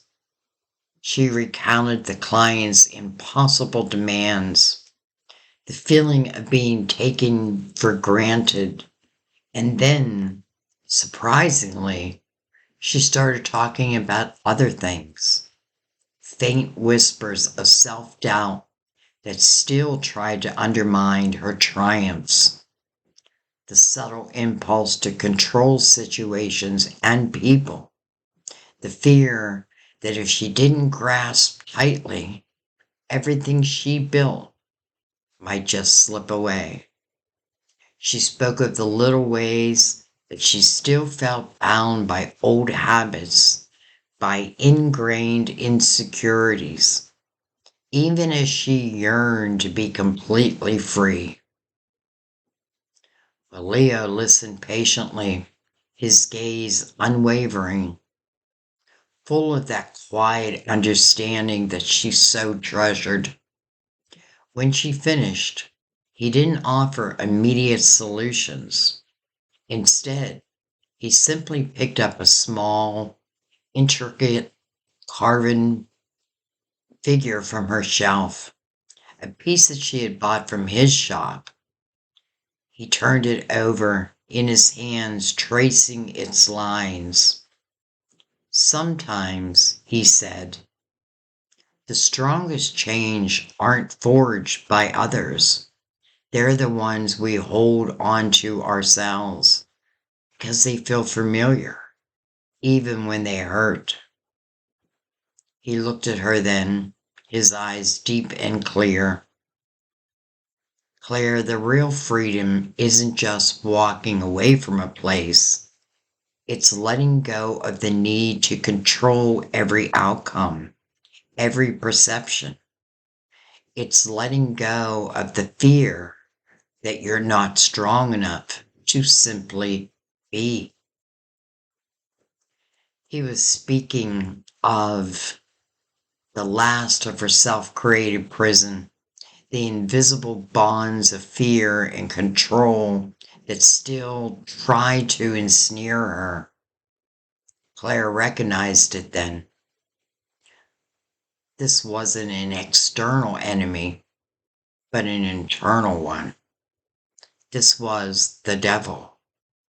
Not a literal demon, but the embodiment of her own shadow self, the ego's grip, the lingering addictions to comfort, control, and self-doubt that still sought to bind her, even in the midst of her beautiful, free life. Well, Leo gently took her hand again, lacing his fingers within hers. His touch was firm, grounding, a silent promise of support. "You've already broken so many chains, Claire. This is just the last one that you have to choose to unfasten yourself. And you're strong enough. I know you are, Claire." Well, in his quiet strength, in his unwavering belief in her, Claire felt a surge of courage. The shadow was still there, a tempting darkness, but it no longer felt insurmountable. With Leo by her side, helping her to truly see these final self-imposed limitations. She knew she was ready to face this last, most intimate battle for her freedom. She was ready to finally, completely break free. Welcome to the Unwritten Life, the life of Claire. Let's pick it up in chapter 13, The Star's Promise. So the encounter with her inner devil, the nagging fear and need for control, had been jarring. But Leo's unwavering presence had transformed it from a collapse into a pivotal moment of clarity. With this quiet strength and Isabella's nurturing wisdom, Claire felt the last trundles of her self-created prison finally loosen their grip. She understood now that true freedom wasn't just about leaving a physical place. It was about releasing the internal chains that she unknowingly forged herself. This newfound inner liberation created a spaciousness, quiet, soaring optimism that she hadn't dared to dream of. Well, one unusually mild evening, after helping Leo finish a particularly intricate carving, they found themselves on the building's rooftop. It wasn't a grand landscape space, just a flat, hard surface accessible by a cranky old ladder. But from up there, the city transformed. The constant roar softened to a distant hum, and above them, the sky stretched out, vast and impossibly bright, with the sprinkling of early stars. Leo, usually so grounded in the tangible, seemed to relax in this wide open space. He leaned against her, his profile etched against the darkening sky. Sometimes, his voice softer than usual, you just need to look up. It puts everything else in perspective. Claire stood beside him, feeling a profound sense of peace settle over her. The air was cool, carrying the faint scent of rain and a distant street food. She thought of her journey, the tower's sudden shock, the magician's spark, the hermit's quiet reflection, the empress's nurturing, the chariot's forward momentum, the scales of justice, and finally, facing down the devil's shadow. Each encounter had chipped away at her old self, revealing the new, hopeful woman beneath. It feels different now, Claire said, looking out at the city lights twinkling below. Like the possibilities are endless, like anything can happen. While Leo turned to her, his eyes reflecting the starlight. That's because they are, he affirmed.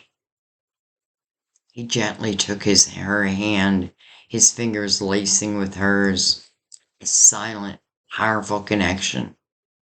You've done the work, Claire. You've cleared the ground. Now, you get to plant your own constellations. Well, he wasn't just talking about dreams. He was talking about purpose, about the quiet, unwavering belief in a future shaped by her own hands and heart. He squeezed her hand. You're a star, Claire, bright, steady, and guiding your own light. Well, in that moment, under the vast, indifferent, yet infinitely promising New York sky. Claire felt a wave of pure hope wash over her. It wasn't the fleeting hope that she felt at the crossroads, tipped with fear. This was a deep, abiding certainty, a radiant optimism that settled in her bones. With Leo, her lovers by her side, the future wasn't a daunting unknown, but an open expanse of shimmering possibility. The star card represented healing, inspiration, and renewed hope. And standing there with Leo, feeling the steady beat of his heart through her touch, Claire realized she was just not hoping for a new life. She was living it.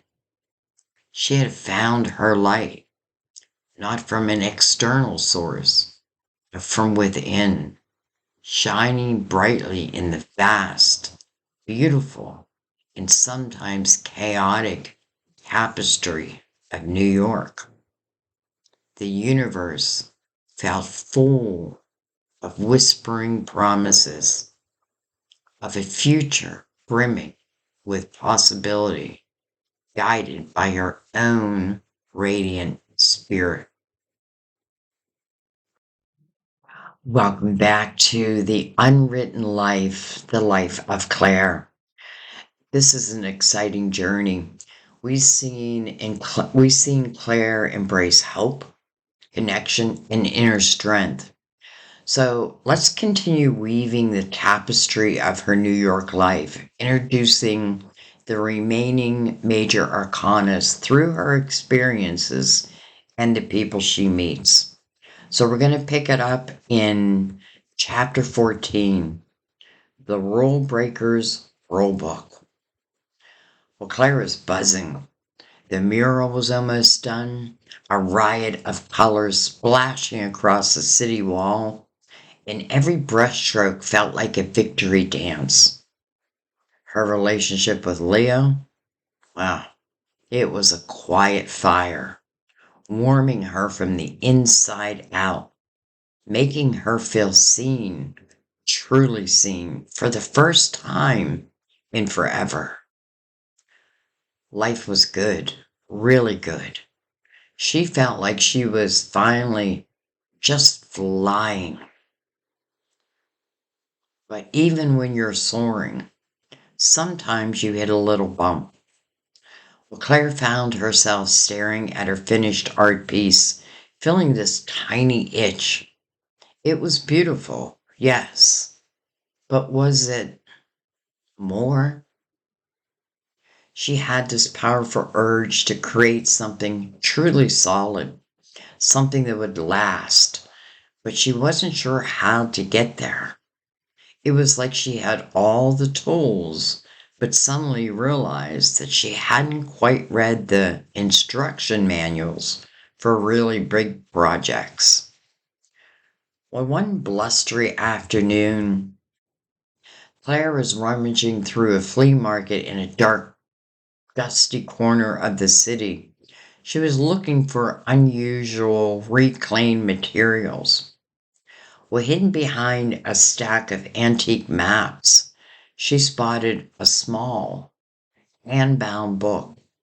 Its cover looked ancient, but its title, in bold, starking lettering, read, The Master Builder's Secrets, Foundations of Form and Spirit.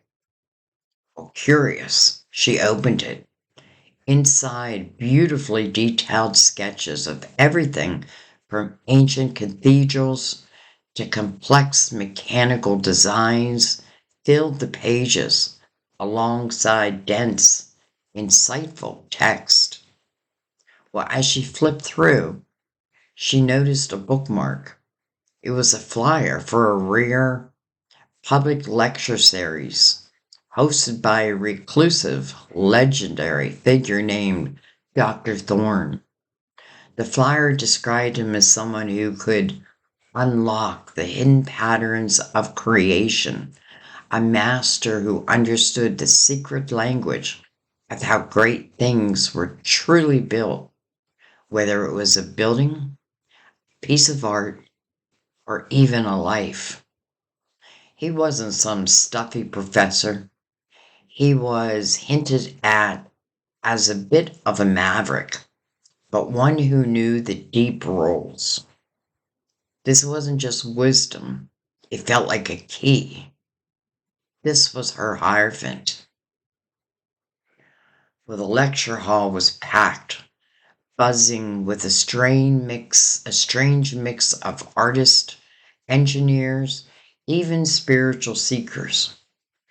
Dr. Thorne stepped onto the stage, not with a booming voice, but with a quiet intensity that commanded instant attention. He had piercing eyes that seemed to see right through you, and a grizzled beard that made him look like an ancient sage. He talked about the bones of creation, how every masterpiece, every lasting idea had a hidden structure, a set of underlying principles that gave it power.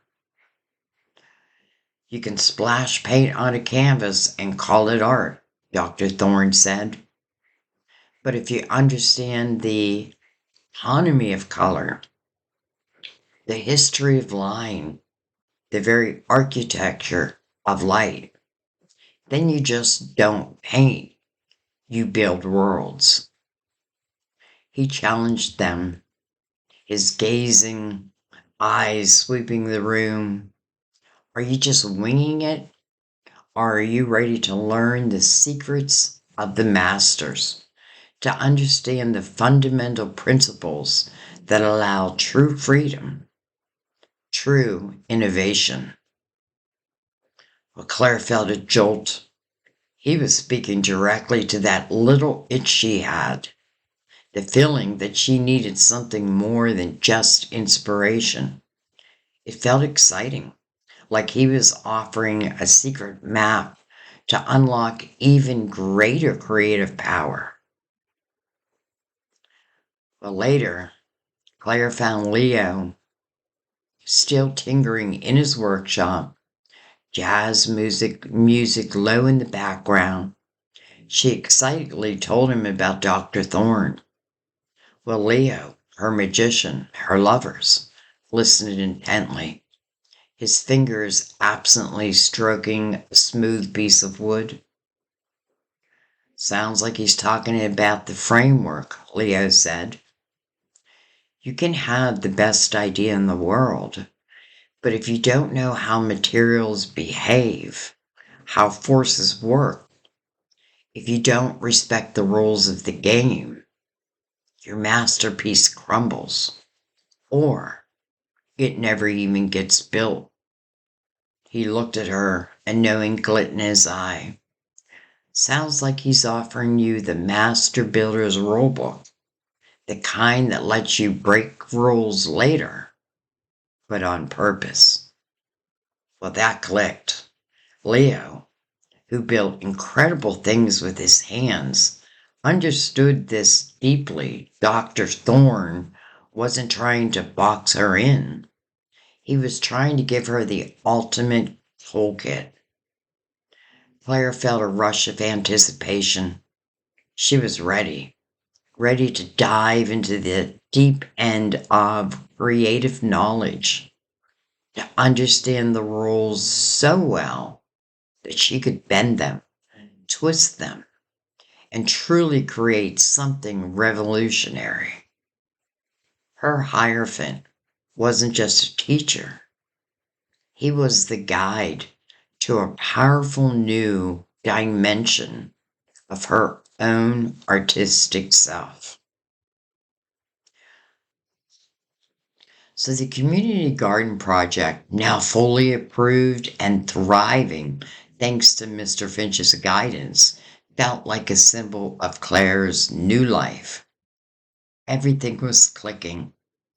Her relationships were strong, her creative energy was flowing, and her romance with Leo felt steady and true.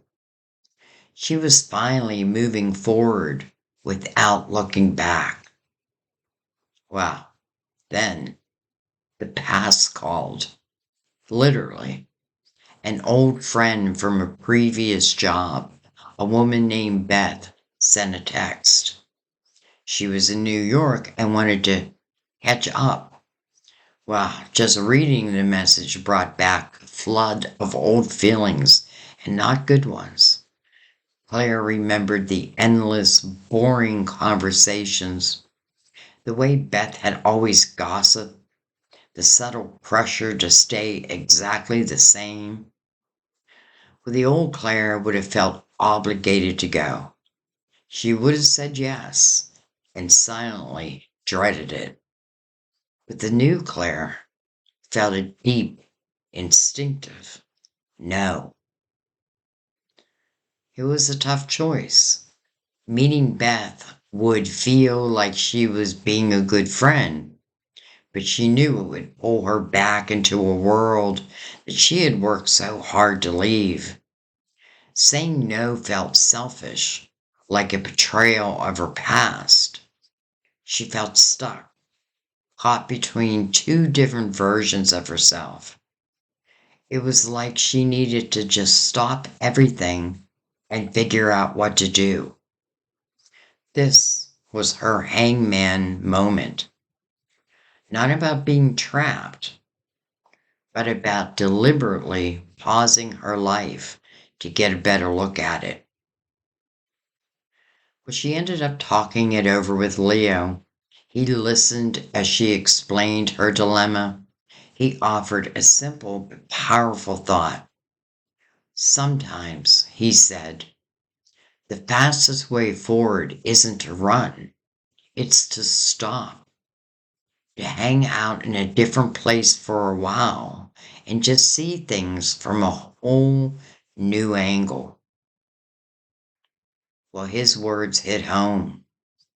Claire realized that by pushing herself to do the right thing, she would be hurting herself and her new life. She had to choose her own well-being over old obligations. It was a hard decision, and she felt a wave of sadness for the part of her life that was now truly over. She sent Beth a polite text explaining that she was just too busy with her new projects to meet. The conversation, a little awkward and a little sad, but after she sent it, a huge weight lifted from her shoulders. But later, she met Leo in his workshop. He was putting the finishing touches on a complicated piece of furniture. He smiled at her, and she felt a sense of peace. Looks like you finally found your new perspective. It takes courage to let go of the past so that you can fully live in the present, Leo said. By choosing to hit the pause button, Claire hadn't lost anything. She'd gained clarity, a powerful sense of freedom that came from a difficult but necessary goodbye. The pause wasn't an end. It was the essential, powerful moment of reorientation before the next, even more amazing chapter of her journey could begin. Letting go of her old friend was a painful but necessary choice. It was her hangman moment, and it left Claire feeling a new kind of quiet strength. She was no longer just building a new life. She was fully inhabiting it. But every ending, no matter how final, needs a proper barrier to make way for a new beginning. That final, decisive ending arrived one morning in the form of an official-looking document in her mailbox. It was the last piece of paperwork from the family inheritance dispute. Signed and settled. A small, unexpected sum of money was being wired to her, a final severance from a life she no longer recognized. This wasn't about the money. It was the concrete, undeniable conclusion of her old life. It was death. Claire sat on her couch, holding the document. A wave of unexpected emotions washed over her. It was a mix of immense relief, and a deep, surprising sadness. It was like closing a book that she had been reading her entire life. It was final.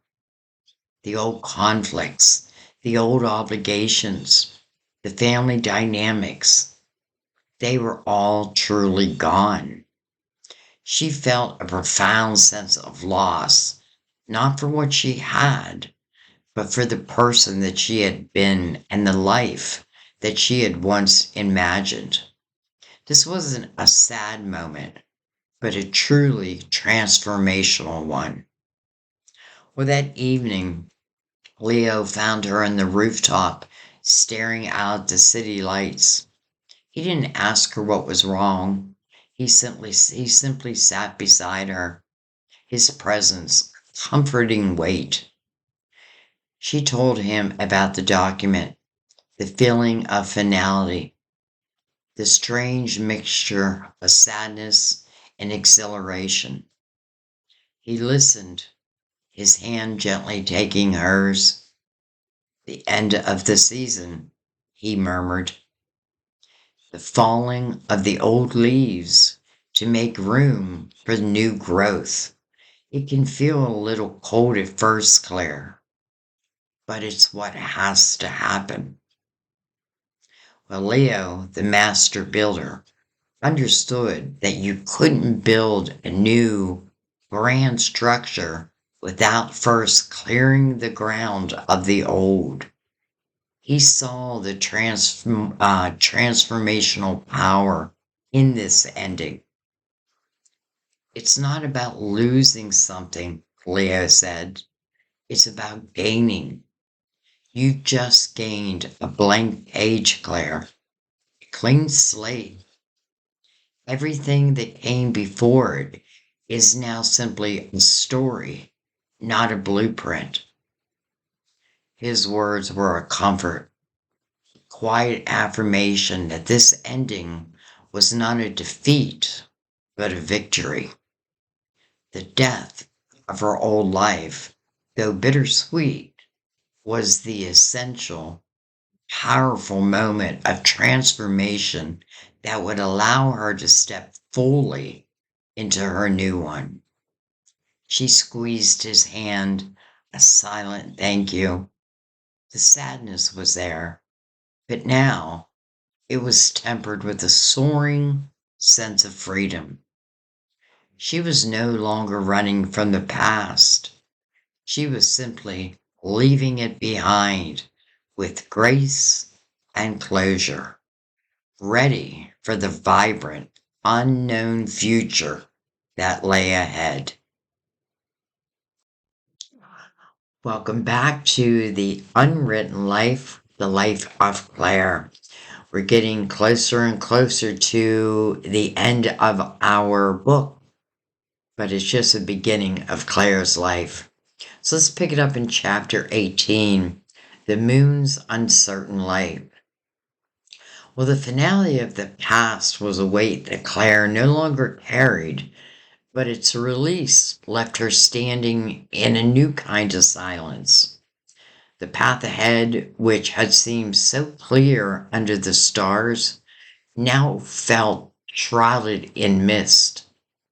The confident purpose that she had felt was replaced by a gentle yet persistent unease.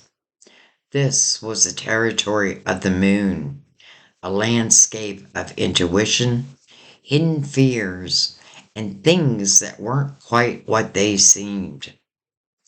but she found herself in a strange sort of limbo. Her work at the community garden was on hold for a brief seasonal break, and her classes with Dr. Thorne were between semesters. Her friends were busy. She had nothing to do, no clear direction to follow. The city, once her vibrant playground, now felt like a shadowy alleys and confusing signs. She began to have vivid, unsettling dreams, a reoccurring image of her old apartment, but with the walls made of shifting water and the furniture floating away. The dreams would leave her feeling anxious and disoriented, even in the bright light of the day.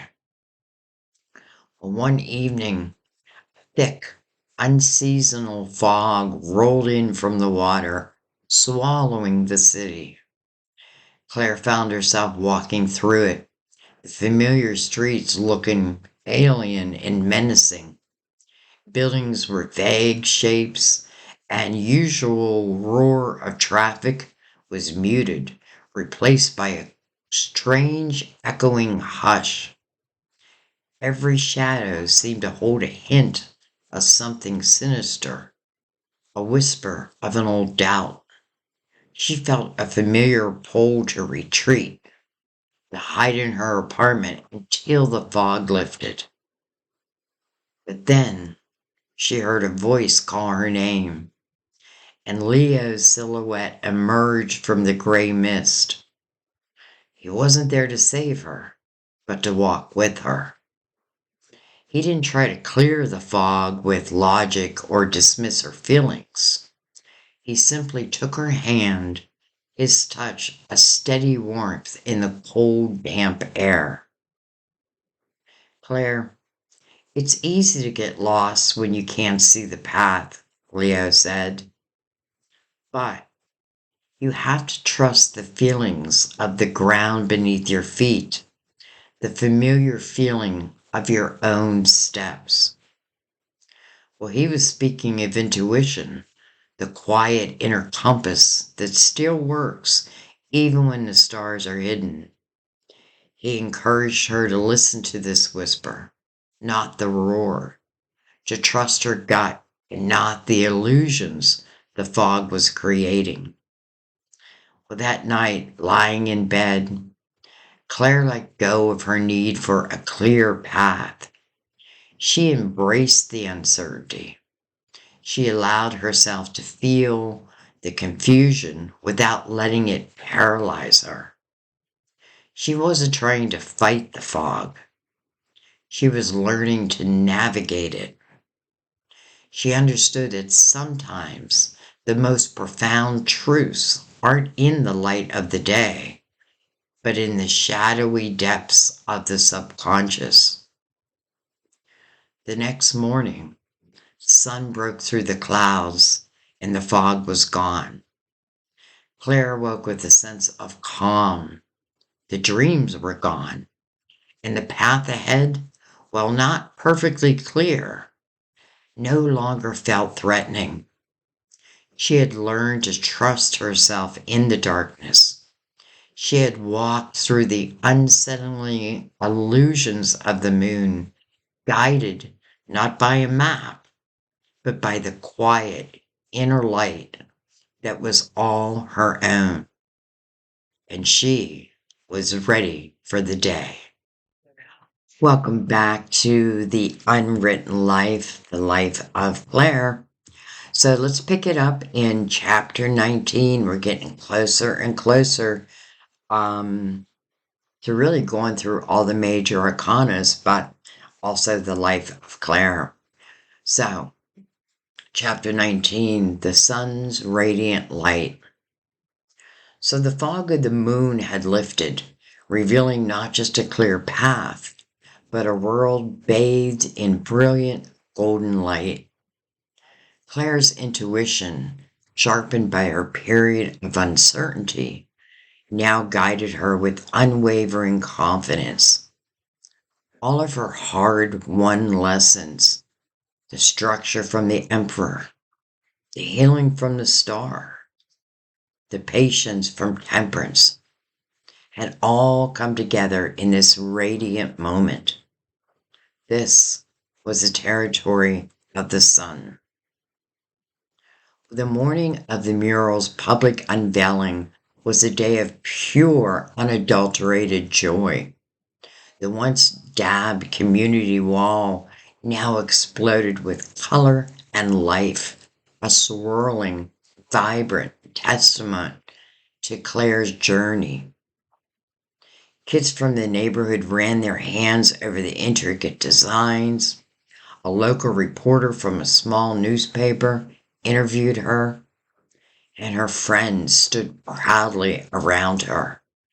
Isabella, the Empress, beamed with a maternal pride, while Dr. Thorne, the Hierophant, gave her a rare, approving nod. But the most meaningful part of the day was a shared victory with Leo. He stood beside her, his hand resting on the small of her back. Quiet, solid presence. There was no need for grand words. His eyes, full of warmth that outshone the sun itself. It told her everything. He had been a part of this journey from the very beginning. The chaos, the rebuilding, the quiet moments of creation. And he was her anchor now, sharing in the happiness so complete it felt almost overwhelming. Well, later that evening, they found themselves on the rooftop again, a place that now felt like their sacred space. The last streaks of the sunset painted the sky in shades of rose and gold, anchoring the colors of her mural. As the city lights began to twinkle below, Claire felt a profound sense of gratitude. She looked at Leo, his face softened by the fading light. "I never thought I could do this," she said. This happy, this free." Well, Leo turned to her with a slow, tender movement. He reached out and gently brushed a stray strand of hair from her face. "You built this, Claire. You walked away from the old walls. You faced your fears. You did the work. This happiness, you earned it." Ah, well, his eyes, his words solidified everything. This was more than just a fleeting moment of success. This was a deep, abiding sense of belonging and fulfillment. With Leo by her side, Claire realized she was truly home, not in a place, but within herself and with him. The radiant energy of the sun had not only brought clarity and success, but a simple, profound truth. A life built on courage was a life filled with unbreakable light. Wow, this is our sun. Next chapter, we will be covering judgment. We'll see where it takes us. Could it be a spiritual awakening? Maybe. I'll see you in the next chapter. Bye-bye. Welcome back to the Unwritten Life, the life of Claire. We are going to pick it up in chapter 20. This is called Judgment's Awakening Call. So the radiant joy of the sun lingered, bathing Claire's life in a warm afterglow. Her mural was a vibrant success. Her relationship with Leo, comforting and a deep connection. She felt a profound sense of belonging and purpose in her new life. Then a vivid, reoccurring dream began to visit her nights. It wasn't unsettling, but deeply symbolic. She saw herself standing at the crossroads where her New York journey began, but the paths weren't murky anymore. One path shimmered with golden light, leading to a vibrant, blossoming garden filled with the faces of her newfound community. The other path was overgrown and shadowy, leading back towards a blurred, indistinctive landscape of her past.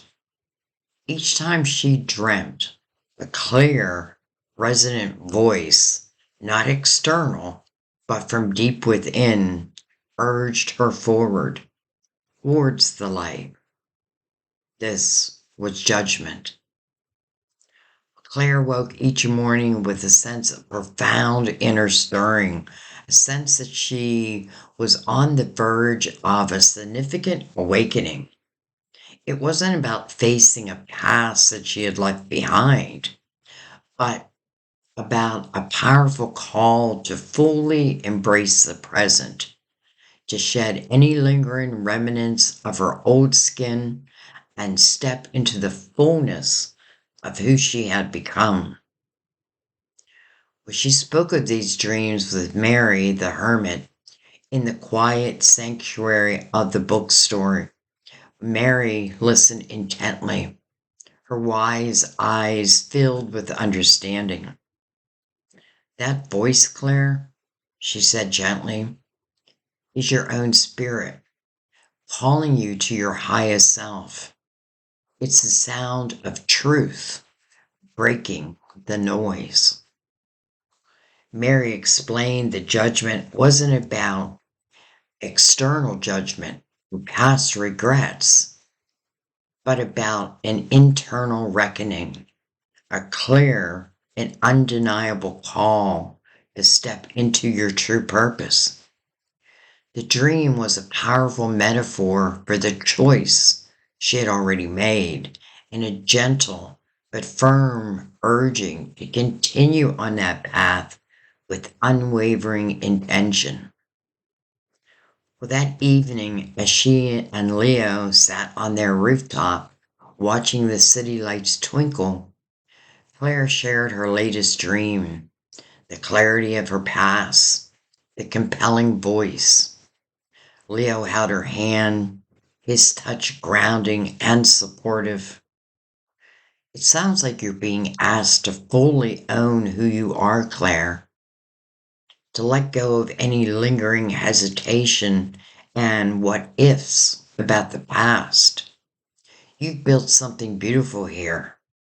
It's time to truly inhabit it."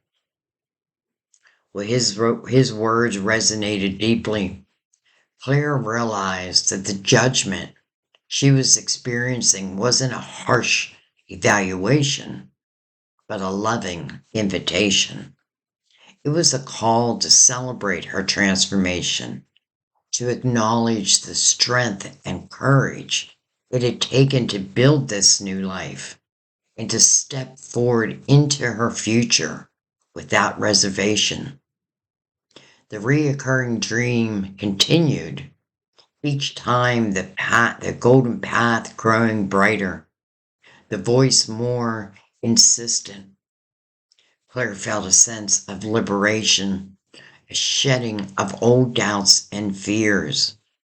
It was as if her spirit was saying, "Look how far you've come. Embrace this. This is truly you." Welcome back to the Unwritten Life, the life of Claire. This is our final chapter, chapter 21, The World's Embrace. Well, the inner call of judgment had resonated deep with Claire, leaving her with a profound spiritual clarity. The doubts and fears of her past have finally been laid to rest, replaced with an unshakable sense of purpose and self-acceptance. She was no longer just building a new life. She was living it with intention and joy. Now, as the final chapter of her journey unfolds, she was ready to step into the ultimate state of completion, the world. The day of the community garden's grand opening arrived. It was a beautiful, sun-drenched Saturday, and the garden, once a barren lot, was a vibrant oasis of green. The mural that she had painted provided a colorful backdrop, a testament to her creative spirit. Isabella, the Empress, was there, beaming with pride over the flourishing vegetables and flowers. Mr. Finch, the Emperor, stood by a plaque that he had helped her secure, his quiet nod of approval speaking volumes. Mary, the Hermit, sat on a bench, a serene smile on her face. Even Nova, the Wheel of Fortune, arrived, a whirlwind of energy, declaring that this was the best turn the city had seen all year. As Claire looked around at the faces of her friends, at the beautiful garden that she had helped create, a powerful wave of emotion washed over her. It wasn't just happiness, it was a sense of profound fulfillment. She realized that every step of her journey, the fear of the tower, the work of the magician, the wisdom of the Hierophant, the love of the lovers, had all led her to this single, perfect moment. Well, Leo stood beside her, his hands gently resting on the small of her back. His gaze was a mirror of her own joy and gratitude. He had been a partner in this entire journey, helping her to build, to love, to be. He leaned in close, his voice a low, intimate rumble.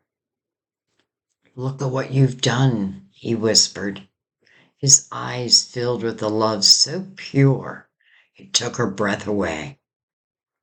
"You didn't just build a garden, Claire. You built your world." Wow.